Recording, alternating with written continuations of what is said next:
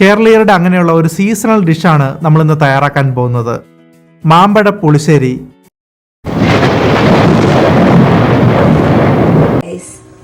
നമ്മളിപ്പോൾ ഉണ്ടാക്കുന്നത് മാമ്പഴ പുളിശ്ശേരി. ഞാൻ ലൈഫിൽ ആദ്യമായിട്ട് ഉണ്ടാക്കണം. കഴിക്കാൻ ഇഷ്ടം, പക്ഷെ ഞാൻ ഉണ്ടാക്കിയിട്ടില്ല. ഇതൊക്കെ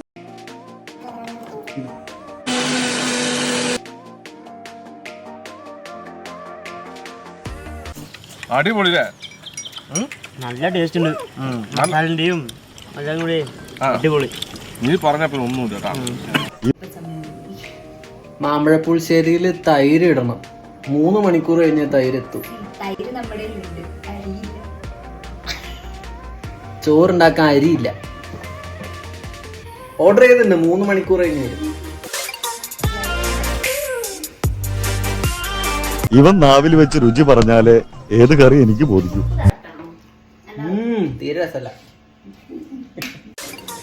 മാമ്പഴ പുളിശ്ശേരി ഉണ്ടാക്കുമ്പോൾ അത്യാവശ്യമായി വേണ്ടതാണ് ബദാം.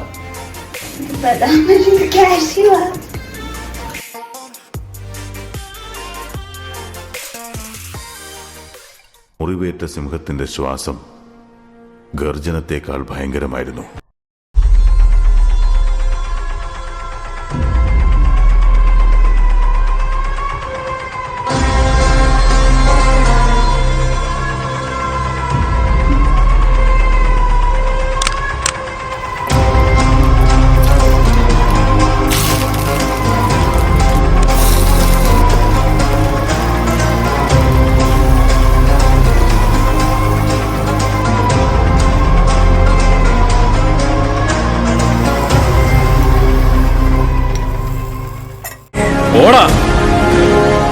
വിധി പോലും വിറച്ചുപോയി.